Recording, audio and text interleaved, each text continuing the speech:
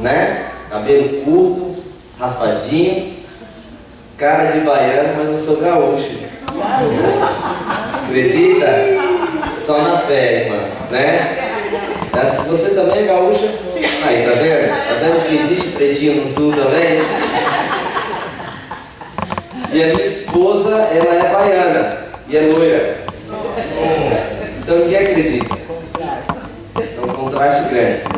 E fui convidado para fazer a semana de oração dos jovens ali do IPAI. E cheguei aqui no Rio de Janeiro no domingo, começamos a semana de oração na segunda-feira. Vamos até sexta-feira com a semana de oração. E aí então retorno para aí para no final de semana estar nas atividades lá no nosso internato.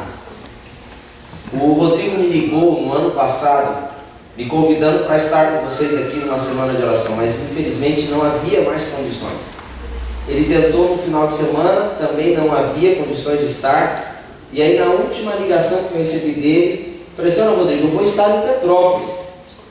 Aí falou: pastor, qual a possibilidade de você estar no final de semana? Eu falei: final de semana eu já tenho que estar na Bahia, mas na quarta-feira eu posso estar com vocês? Aí fui eu que me ofereci, tá vendo?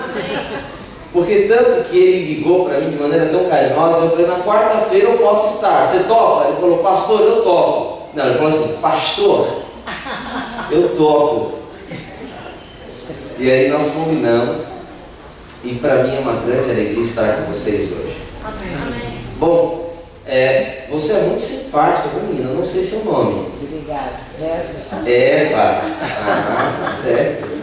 Irmã Eva, deixa eu mostrar para vocês aqui. Aliás, antes de falar, cadê a menina que canta? Ó, Deus te abençoe demais. Amém. Nossa, que espetáculo. Realmente, se tivesse combinado, não tinha dado certo. A música foi ao ponto. Que Deus te abençoe muito. Amém. Bom, eu pedi para mostrar esse CD. Esse é o CD que Deus me deu de presente. Amém. Durante todo o meu período trabalhando no colégio, eu trabalhei com música na escola. A minha formação é em psicologia e em teologia, mas o meu maior prazer, por incrível que pareça, é trabalhar com música. E eu trabalhei com música até o ano passado, no IAM. Cantava e também dirigia os corais lá. Nesse ano, eu trabalho apenas com os universitários como pastor deles. E nesse ano, eu estava pregando num retiro de carnaval na Igreja Central de Maceió, quando um amigo meu, que já há muito tempo a gente não se via, me encontrou e falou assim: e aí, você está cantando? Aí eu falei: não canto mais não. Agora o meu ministério é só na pregação. Ele olhou para mim e disse assim: mas quem foi que disse para você que você tem autoridade sobre isso? Eu falei: nossa, não precisava ser tão duro assim, né? Ele: não, eu decidi porque agora, sendo pastor, a história é outra. Ele falou: não, sim, não. Deus é quem dá o dom, Deus é quem exige que usemos. E desse dia em diante, ele começou a trabalhar, e o resultado disso é esse CD que está na minha mão. Amém. Aleluia. Alguns dias atrás, eu fui fazer um programa numa igreja lá na Bahia mesmo, perto do IAM, uma cidade chamada Cruz das Almas. E depois que terminei o programa, os irmãos adquiriram o CD ali à porta. Eu recebi uma mensagem de uma aluna me desejando feliz semana. E surgiu no meu coração o desejo de fazer por ela e por outros o que um dia fizeram por mim. A minha família é muito pobre. Foi muito pobre. Hoje meu pai é funcionário público, é professor do Estado. Amém. Hoje eles conseguem se manter com o salário dele. Mas nem sempre foi assim. Lembro que na minha adolescência nós vivíamos de uma cesta básica e do salário mínimo da minha mãe. Como é que agora eu ia realizar o desejo de ir para o internato estudar? O meu sonho era ir para o colégio interno estudar, ficar lá internado. Foi nesse momento que surgiu um empresário, sem que minha mãe pedisse, e disse para ela: eu vou pagar os estudos do seu filho. Amém. Amém. Quando eu terminei o ensino médio, eu fui fazer teologia. E mais uma vez uma outra pessoa disse que ia nos ajudar Porque lá em casa a gente só sabia comer cuscuz pela manhã, arroz e feijão meio-dia e cuscuz à noite. Se você me oferecer cuscuz, eu vou comer com muita alegria. E quando eu terminei a faculdade, eu disse para Deus: Senhor Deus, eu queria tanto poder fazer pelos outros o que um dia fizeram por mim. Como é que eu vou fazer isso? E confesso a vocês que esse sonho se tornou distante. Mas quando eu recebi a mensagem dela, eu tomei um propósito no meu coração que eu não tinha tomado ainda. Parte da venda desses CDs será utilizado para pagar a mensalidade de alunos pobres. Amém. Aleluia. Para que eles possam também estudar e ter a mesma oportunidade, oportunidades melhores do que a que eu tive. Amém. Então, ao você adquirir esse CD, você não estará abençoando apenas a sua vida e a minha, mas abençoará também a vida de pessoas que talvez você não conheça, que eu também não conheço, porque não vou dar porque gostei da pessoa. Darei como fizeram comigo, darei sem conhecer, apenas pedindo a Deus que daquele momento em diante Deus abençoe aquela pessoa. Amém. E aí você deve estar perguntando: pastor, qual o valor dele? Não sei se eu posso falar aqui na frente. Quando me deram esse CD, porque eu ganhei esse CD, eu decidi não vendê-lo pelo preço comercial, nem lucrar nele, porque eu ganho o salário da igreja. E aí eu conversando com alguns amigos, falaram: vende a R$20, não, R$20 não. Então vende a 15. Talvez. Então eu vou fazer um acordo com vocês, nem 20 e nem 15. Vamos ficar no meio termo? R$10. Aleluia. Então, está mais barato que o Bob's, né? Quando você adquirir, espere Deus que você possa ser abençoado com ele e também com ele abençoar outras pessoas. Amém. Eu quero cantar uma canção com você para a gente continuar preparando o nosso espírito para o que nós vamos falar essa noite. Porque eu tenho absoluta certeza que Deus vai conversar comigo e com você essa noite. Amém. Você conhece bem essa canção?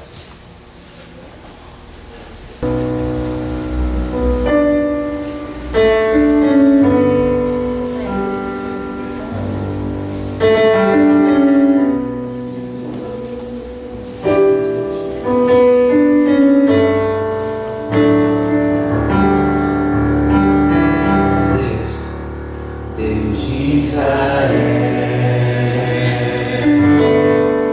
Cristo Jesus, habita em mim.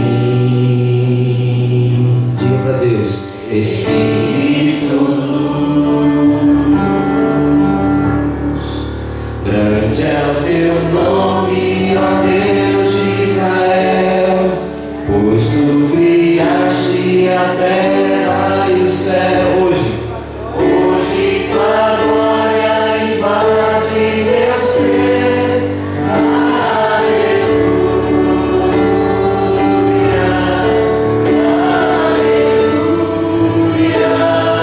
Aleluia, aleluia, aleluia,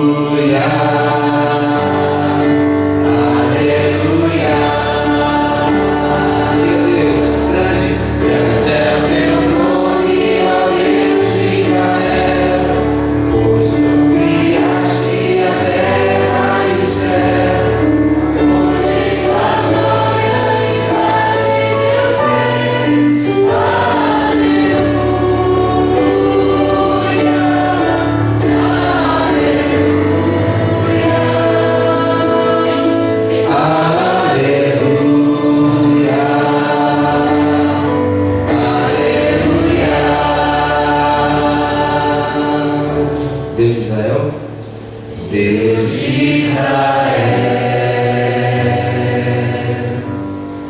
Cristo Jesus, habita em mim, Espírito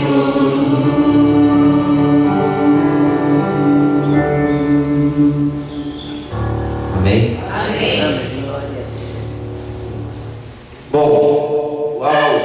feliz. Pode baixar, pode baixar. Pastor, você está bem? Gente, a gente estudou juntos, você acredita nisso? É, que alegria ver você. Você também, seu filhão também? É, que bênção. Eu quero compartilhar com você uma história da Bíblia que para mim é uma das mais impactantes e espetaculares do Velho Testamento. E talvez você vá se impressionar porque para mim o maior milagre não é a abertura do Mar Vermelho. Você com certeza já contou essa história para os seus filhos ou já ouviu essa história algumas vezes. Mas quero chamar a sua atenção para algo dessa história que talvez você ainda não tenha percebido. E em nome de Jesus espero que você saia daqui com ricas lições espirituais. Amém. Feche os seus olhos, vamos conversar com Deus. Senhor Deus que está nos céus, nesse momento que estamos aqui nessa tua casa de oração, envolvidos pelo teu Santo Espírito, pedimos a Ti, em nome de Jesus, que o Senhor fale conosco. Amém, Senhor. Que ao abrirmos a Tua palavra, tenhamos a certeza de que é o Senhor quem está conversando conosco. A verdade, Pai. E que sintamos a Tua bênção sobre a nossa vida. Amém. Que saiamos aqui tendo a certeza de que mais uma vez tivemos um encontro contigo. Amém. E que o Senhor permanecerá conosco. Amém. Em nome de Jesus. Amém. Abra sua Bíblia comigo, por favor, no livro de Êxodo, capítulo 14. Êxodo, no capítulo 14.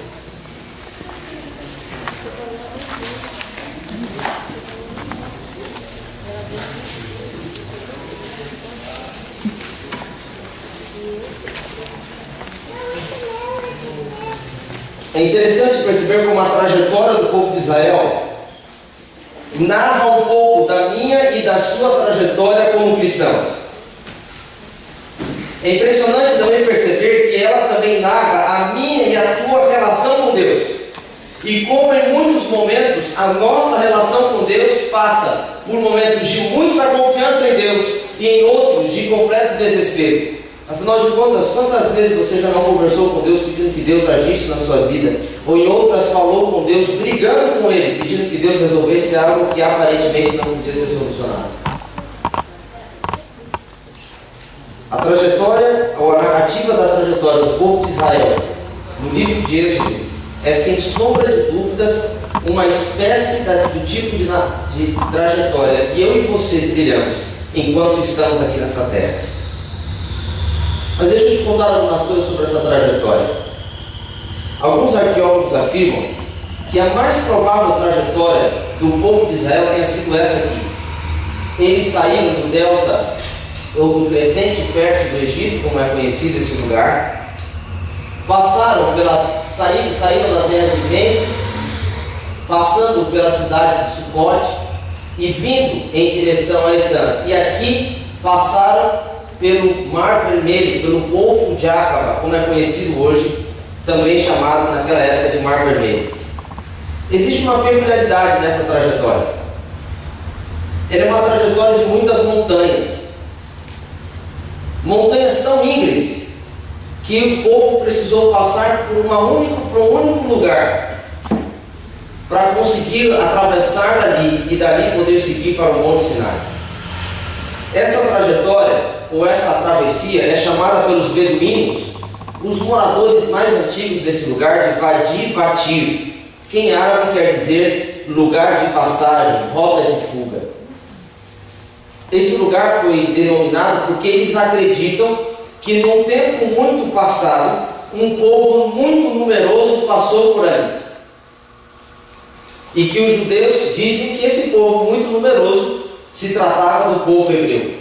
Embora o árabe não goste de aceitar a ideia de que de fato um povo muito numeroso tenha passado por aqui, ele realmente crê que de fato esse povo passou. E nós acreditamos que tenha sido realmente o povo de Israel, como narra a trajetória bíblica. Mas deixa eu aproveitar para ler com você um trecho aqui.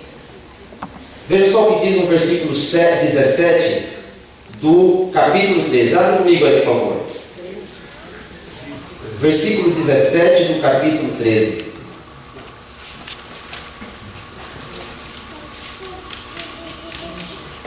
Olha só o que ele diz aqui.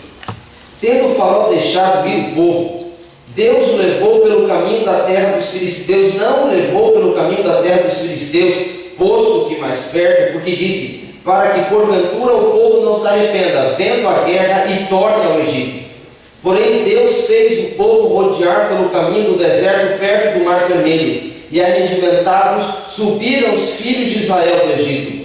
Também levou Moisés consigo os ossos de José, pois havia este feito os filhos de Israel juntar solenemente, dizendo, certamente vos visitará. Daqui, pois, levai convosco os meus ossos. Tendo, pois, partido de Sucote, acamparam-se em Etã, à entrada do deserto.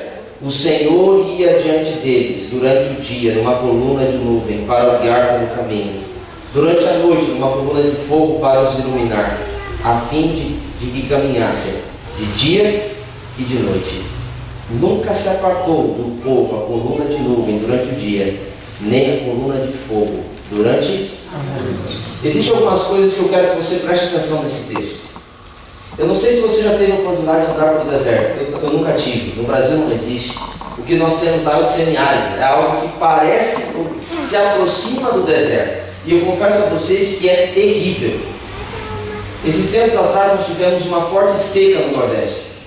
E nesse período, por ocasião desse período, eu fui pregar numa igreja no interior da Bahia, já na divisa com o estado do Pernambuco.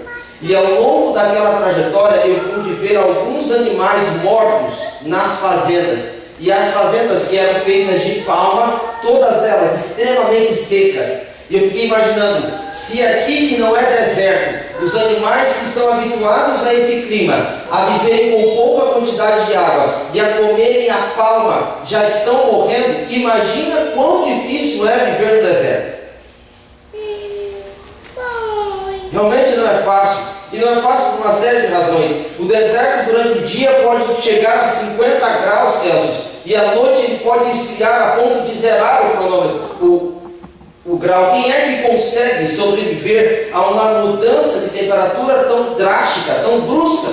Os beduínos usam roupas, às vezes muito pesadas, para que durante o dia possam manter o calor de seus corpos e à noite o calor armazenado possa fazê-los aguentar aquele frio intenso. No deserto não se brota nada. Há pouca vida no deserto. Dificuldade enorme de água. Dificuldade enorme de comida. William Conrad, comentando sobre a saída do povo de Israel, disse que muito provavelmente tenha saído do Egito, nessa época, cerca de 3 milhões de pessoas. É como se parte da cidade do Rio de Janeiro saísse a pé pela Dutra em sentido a São Paulo. Esvaziasse a cidade por um momento. 3 milhões de pessoas saindo. Se você parar para analisar, o caminho que Deus escolheu para o povo de Israel era no mínimo o pior caminho. Nenhum estrategista em sã consciência escolheria fazer 3 milhões de pessoas passarem pelo deserto.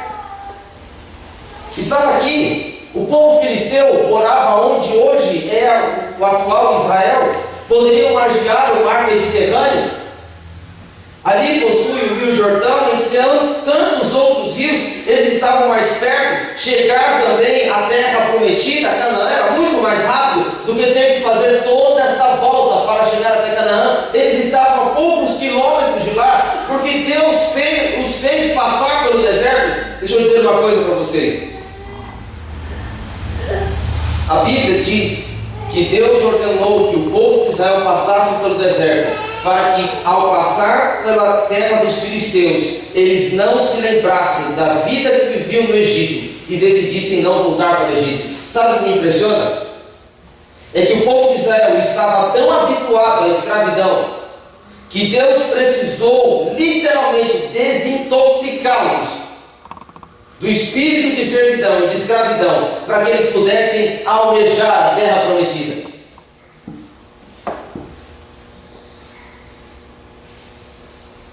Interessante é que nós vivemos a mesma situação do povo de Israel. Deus quer nos levar para Canaã, mas existe alguns de nós que estão tão intoxicados com essa terra para que consigamos imaginar e sonhar com a possibilidade de viver no céu, Deus precisa nos fazer passar pelo deserto.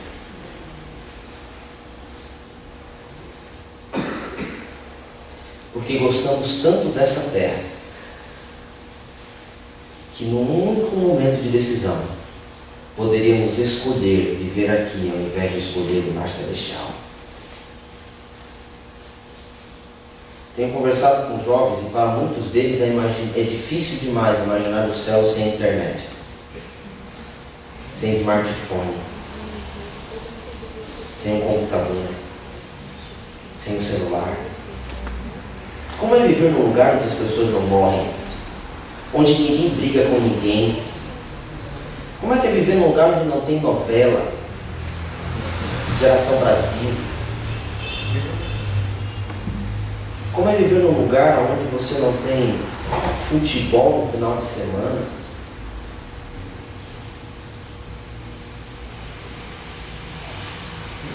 Olhando por esse prisma, dá até vontade de ficar no Egito, não é?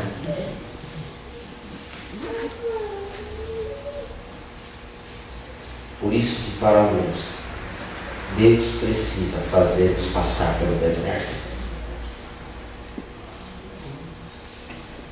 Mas sabe o que mais me encanta? Vamos voltar a ler o texto? A Bíblia diz, no versículo 21, o Senhor ia adiante deles durante o dia, através de uma nuvem, e durante a noite, iluminando o seu caminho. Nunca se apartou a nuvem do povo, nem durante o dia, e nem durante a noite, com a coluna de fogo. Sabe o que isso quer dizer para mim e para você? Que quando Deus me faz, eu e você, passarmos pelo deserto, Ele não se afasta de nós. Amém. Aleluia.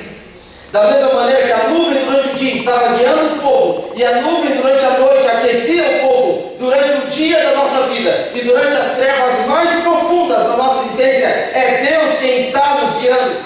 Amém. Se Deus nos faz, ou está nos fazendo passar pelo deserto, é porque Deus está nos levando para a terra prometida, está nos preparando para nos fazer viver aquilo que de melhor Ele está fazendo para nós, e como resultado disso, é Ele quem está indo à frente. Pastor, a minha vida está muito difícil. Eu acabei de perder o emprego. Sabe que provação é essa? Pastor, a minha vida está muito difícil. Eu estou passando por um sério problema de saúde. Pastor, a minha vida está muito difícil. A minha família está se desfacelando. Pastor, a minha vida está muito difícil. Esse deserto para mim está muito difícil de ser suportado. Deixa eu dizer uma coisa para você. Não existe deserto que o Filho de Deus passe, que Deus não vá à frente guiando rumo à terra prometida. Amém. Agora eu preciso dizer uma coisa que é bem verdadeira para você e para mim. Se Deus está nos fazendo passar pelo deserto, precisamos confiar que após o deserto virá a terra prometida. Amém. E muitas vezes nós duvidamos disso. Sabe o que é interessante? É que nós cantamos aquela canção, que está inclusive no nosso cenário. Eu quero ser Senhor amado, como vaso nas mãos do oleiro. Segura só um pouquinho agora. Você realmente quer que Deus quebre a sua vida?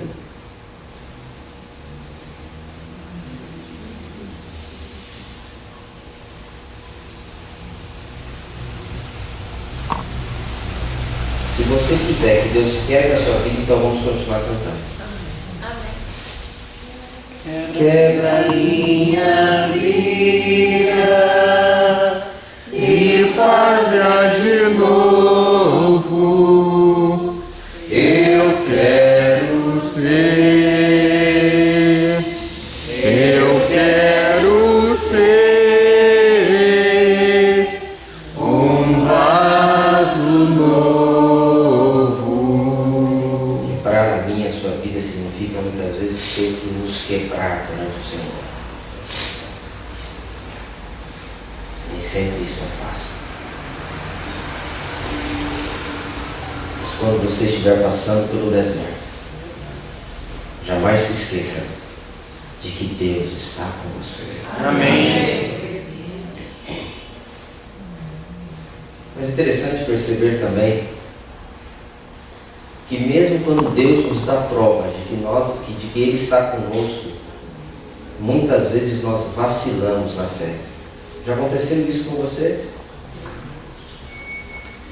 Deus colocou uma coluna de fogo durante a noite, inexplicável, no meio do deserto.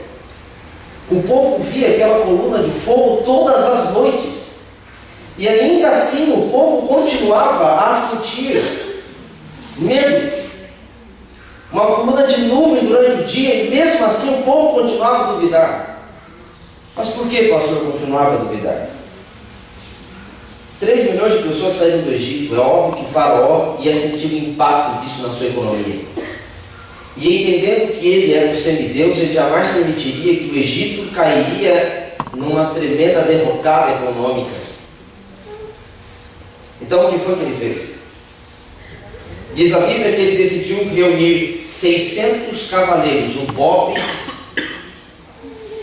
deles, 600 carros e 600 cavaleiros, 600 soldados, e foi junto com ele para buscar o povo de Israel. E diz a Bíblia que quando eles estavam lá longe ainda, o povo de Israel sentiu medo dele e começava a reclamar com Moisés, dizendo a Moisés: Moisés, foi para isso que você nos trouxe aqui? Foi para morrer no deserto que o Senhor nos trouxe? Interessante, Deus nos leva até o deserto para confiarmos nele e nos dar razões de sobra para crermos nele, mas ainda assim não são poucas as vezes que duvidamos realmente da sua providência. O povo de Israel olha para Moisés e para todos os seus líderes e começa a se queixar. Eu quero fazer uma segunda pausa para dizer uma coisa para você. Pare e pensa um pouco comigo. Quantos homens, mulheres, crianças saíram do Egito? 3 milhões ao todo. Acredita-se que desses 3 milhões, 900 mil eram homens. Entre 900 e 1 milhão e 5 mil eram homens.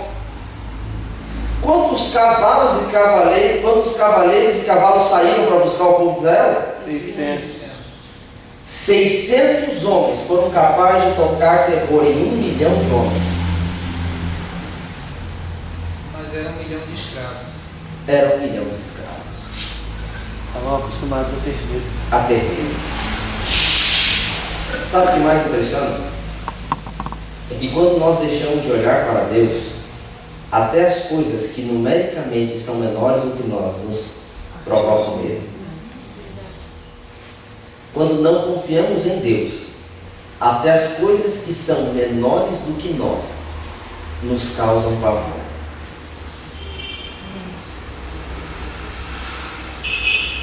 Numericamente era impossível Faraó fazer alguma coisa contra o povo de Israel, mas como eles estavam habituados a não confiar mais em Deus, como eles estavam habituados a crer que eram pessoas de menor importância e menor valor, até aquilo que era pequeno lhe dava medo.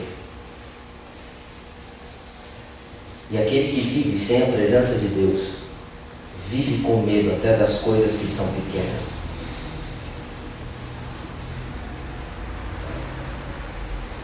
Mas a história continua. O povo de Israel estava marchando rumo àquilo que Deus havia prometido para eles. E o exército de Faraó estava seguindo eles. Vai parecer óbvio o que eu vou dizer para você agora. Mas sabe qual foi a outra razão pela qual o povo de Israel sentiu medo? Porque eles olharam para trás. Mas como assim, pastor? Isso mesmo.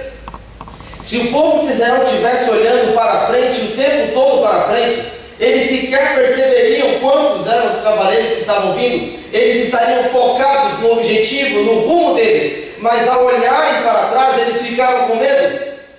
E sabe, meus queridos irmãos, quantos dos que vivem aqui na igreja, quantos dos que frequentam a casa de Deus, vivem olhando para trás? Vive olhando para os seus pecados, vive olhando para as coisas que não conseguiram vencer, vive olhando para os erros do passado, vive olhando para as suas lutas, olha para trás, e aquelas que eram pequenas se tornam grandes coisas na sua vida, não conseguem perdoar, não conseguem viver o perdão de Deus, não conseguem aceitar a graça de Deus, não conseguem entender o amor de Deus, porque vivem olhando para trás. Eu quero fazer um apelo para você nesta noite: não olhe para trás, porque atrás de você está o seu inimigo. Olhe para frente. Amém. Eu acho impressionante isso. Sabe, para mim, o maior milagre desse texto não é a abertura do Mar Vermelho. Observe comigo o que Deus diz no capítulo 14, o verso 15. Moisés vai falar com Deus e clama a Deus pelo povo de Israel. E veja só o que Deus diz a Moisés: porque clamas a mim, Moisés, diga ao povo de Israel que o quê? É interessante isso em Deus. Deus podia dizer: realmente, o exército de Faraó está vindo, mas fiquem tranquilos que eu já consegui a providência. Não, realmente vocês estão vivendo uma situação muito complicada, porque andar no deserto não é fácil, mas fiquem muito tranquilos, eu arranjei a providência. Mas em nenhum momento Deus diz isso. Deus olha para o povo de Israel e diz: por que vocês estão me questionando? Eu não sou Deus, não sou eu que estou guiando a sua vida, não sou eu que estou levando você pelo deserto, não sou eu que libertei você da terra da escravidão, não sou eu que estou levando você para Canaã. Faça uma coisa, continue marchando. Amém. E a Bíblia está recheada de promessas de alguém que decide continuar marchando, está com dificuldade. Os que esperam no Senhor renovam as suas forças, sobem com asas como águia, correm e não se cansam, caminham e não se fatigam. Amém. Continue marchando. Mas para marchar é necessário olhar para frente. Me lembro que quando eu era criança, nós morávamos num prédio em Recife, Pernambuco, na Rua do Hospício. Qualquer semelhança é mera coincidência. E à frente do nosso prédio tinha um quartel do exército. A mureta do quartel do exército possuía um vigia, e ela saía para alguns metros depois da mureta. Então você tinha que ficar esperto, senão podia bater a cabeça nessa mureta ao andar pela calçada. Ela invadia a calçada. E eu tinha um amigo que estava andando de cabeça baixa e virou de lado quando, sem perceber, bateu pela mureta. Eu, como era criança, me acabei de rir na hora. Não tinha ideia da consequência de bater a cabeça no muro. Mas hoje, como adulto, paro e penso: é impossível continuar marchando olhando para trás. Como também é impossível continuar marchando e olhando para os lados. Mas como assim, pastor, olhar para os lados? Sabe, quando a gente entra na igreja, tudo é muito lindo, tudo é muito espetacular. Os cultos, a abertura da Bíblia, os sermões, os espetáculos que Deus faz na minha e na sua vida. Mas depois de um certo tempo, parece que o brilho vai saindo, e no lugar do brilho vai dando espaço o rancor, a decepção, a desilusão, a frieza espiritual e, em muitos casos, o afastamento e a apostasia. E sabe por que isso acontece? Porque nós paramos de marchar olhando para frente e marchamos olhando para os lados. Esquecemos que o nosso grande exemplo é quem está à frente. Amém. É Jesus Cristo. Amém. Precisamos olhar para frente. Não podemos olhar para os lados. O povo de Israel olhou para os lados e ficou ainda mais desesperado, porque para trás estava Faraó, para o lado eles tinham uma muralha que era intransponível. Pare e pense um pouco comigo. Eu quero que você imagine essa imagem aqui. Aqui, esse cinza que está aqui é uma estrada de asfalto mesmo. Essa estrada de asfalto, ela corta, ela se faz essa curva aqui para chegar até a orla da praia do Egito, do outro lado da água. Está vendo essa estrada? Imagina uma pessoa nela. A pessoa fica minúscula, não é? Agora imagine essa pessoa tentando escalar essas montanhas aqui. Praticamente impossível, não é? Agora, imagine 3 pessoas olhando para os lados e não sabendo o que fazer. Porque segundo a Bíblia haviam idosos. O povo de Israel saiu com o seu gado, suas ovelhas, suas cabras. Haviam crianças de colo, haviam gestantes, haviam senhoras. Como fazê-las, ou como fazê-los escalar essas montanhas? É impossível. O povo de Israel olhou para trás e lá vinha Faraó. Olhou para os lados e viu que não havia nenhuma saída. À frente estava o mar, não sabiam nadar. Para trás estava Faraó e para os lados montanhas intransponíveis. Quantas vezes na sua vida você já não olhou e disse: Senhor, eu não sei mais o que fazer? Quantas vezes você já não disse: Senhor Deus, eu estou batalhando, mas a grande verdade é que eu não consigo mais? Quantas vezes você já não pegou as contas da sua casa, olhou para elas e disse: Senhor Deus, só pela tua misericórdia, porque eu não vou conseguir pagar tudo? Lembra disso? Olhou para os lados e não viu saída.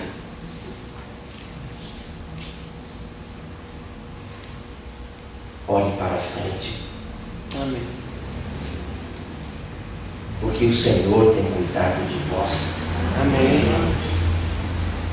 Você já viu as aves do céu? Elas não plantam e não colhem, mas o Senhor cuida delas. Amém. Você já viu os lírios do campo? E nem Salomão, em toda a sua majestade, se vestiu de maneira mais linda do que essa. Olhe para frente. Eu quero nesse momento desafiar vocês a olharem para frente. Porque quando você decidir olhar para frente, o Senhor Deus fará, se necessário for o impossível, para que você saia dali triunfante. Amém. O grande milagre não foi o povo de Israel ver o mar vermelho se abrir. O grande milagre foi o povo de Israel decidir continuar marchando, olhando para frente, porque à frente estava a libertação. Não foi isso que Deus prometeu para mim e para você? Filhinhos meus, eu escrevo a vocês, para que não pequeis.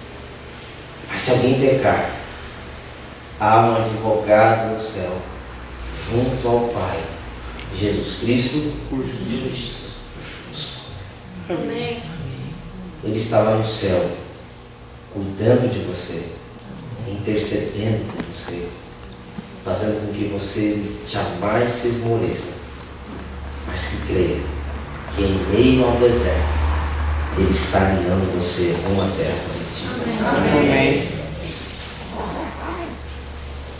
Nesse momento, antes de orar com você, eu quero cantar sobre a minha maior esperança. Eu decidi ser adventista do 7º dia, porque escolhi viver a esperança de ver Cristo voltar. De enfim um dia ir para a nova Canaã, a nova Jerusalém. Amém.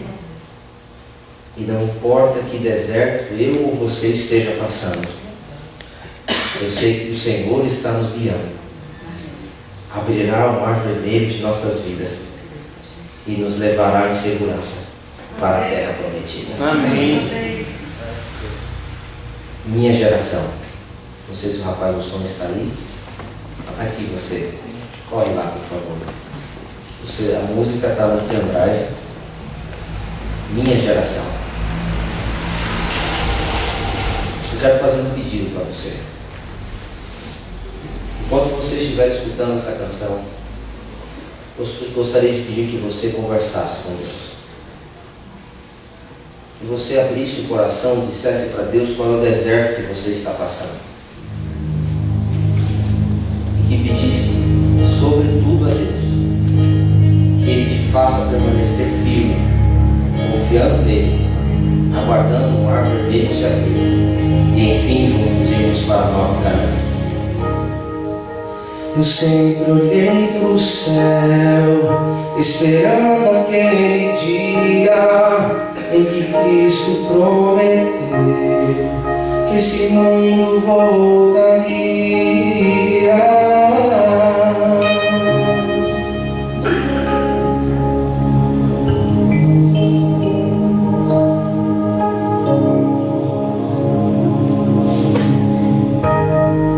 Gerações guardaram a fé, completaram a carreira e fizeram os filhos ter sempre viva a certeza, viva a certeza.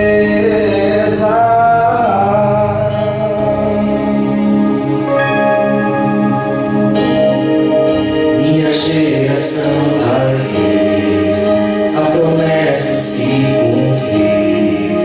Cristo logo vai descer, com Ele vamos subir.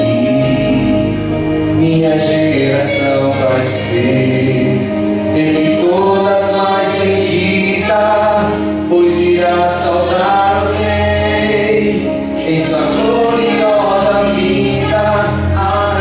Aleluia, aleluia.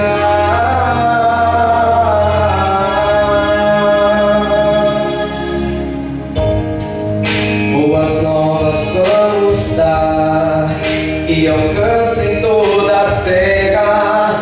Vamos juntos proclamar para voltar Jesus sem pressa.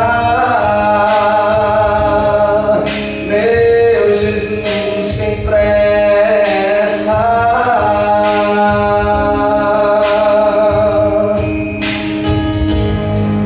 Logo vou olhar pro céu e enxergar aquela glória, finalmente ver meu Deus, que alegria, que vitória, minha vitória,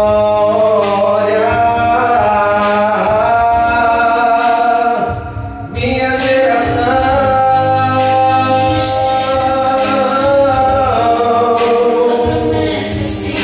Promessa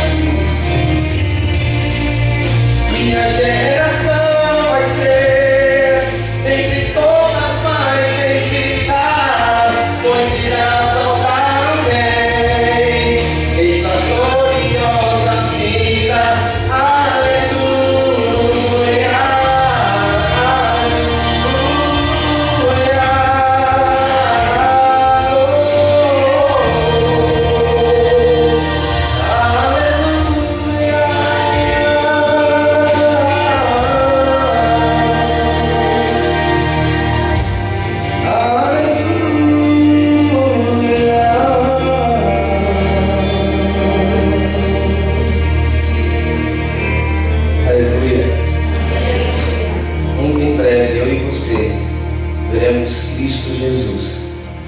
Iremos para a Nova Canaã, saudando o grande Rei dos Reis. Amém. Você sonha com isso?